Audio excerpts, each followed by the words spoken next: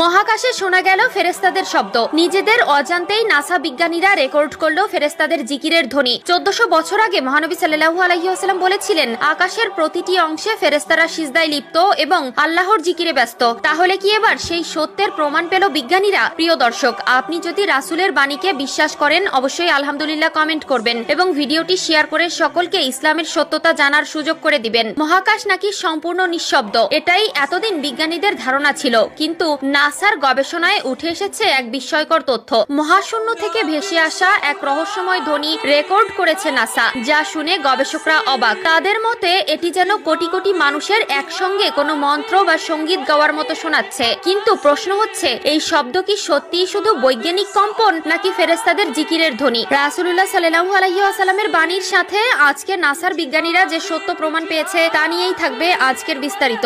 রাসূলুল্লাহ সাল্লাল্লাহু আলাইহি ওয়াসাল্লাম হাদিসে উল্লেখ করেছেন যে আকাশে প্রচন্ড ঝাঁকুনির মতো শব্দ হচ্ছে। অতীতে ধারণা করা হতো যে মহাকাশ একটি সম্পূর্ণ বায়ুশূন্য পরিবেশ, যেখানে শব্দের সৃষ্টি অসম্ভব। তবে সাম্প্রতিক সময়ে নাসার একাধিক গবেষণা এই ধারণাকে বদলে দিয়েছে। গবেষণায় দেখা গেছে মহাকাশে বিভিন্ন প্রাকৃতিক ঘটনা ও কম্পনের ফলে বিশেষ ধরনের শব্দ সৃষ্টি হয়, যা আধুনিক প্রযুক্তির মাধ্যমে শনাক্ত করা সম্ভব হচ্ছে। নাসার hour universe is not silent এবং লিসেন টু দ্য ইউনিভার্স শীর্ষক প্রতিবেদনে বিস্তারিতভাবে তুলে ধরা হয়েছে কিভাবে মহাকাশে শব্দের সৃষ্টি হয়। সংস্থাটির অত্যাধুনিক টেলিস্কোপ ও গবেষণা সরঞ্জামের মাধ্যমে এসব মহাকাশীয় শব্দ শনাক্ত ও রেকর্ড করা সম্ভব হয়েছে। সহিহ মুসলিম হাদিস আবু দারদা রাদিয়াল্লাহু তাআলা আনহু থেকে বর্ণিত, রাসূলুল্লাহ সাল্লাল্লাহু আলাইহি ওয়াসাল্লাম যখন মিরাজ থেকে ফিরে আসেন তখন সাহাবারা তাকে প্রশ্ন করেন, ইয়া রাসূলুল্লাহ, আপনি আকাশে কি দেখেছেন বা কি শুনেছেন? জবাবে নবীজি সাল্লাল্লাহু আলাইহি ওয়াসাল্লাম বলেন, আমি যা দেখেছি তোমরা তা দেখতে পাও না, আমি যা শুনেছি তোমরা তা শুনতেও পাও না। আকাশ জুড়ে প্রচন্ড কম্পনের শব্দ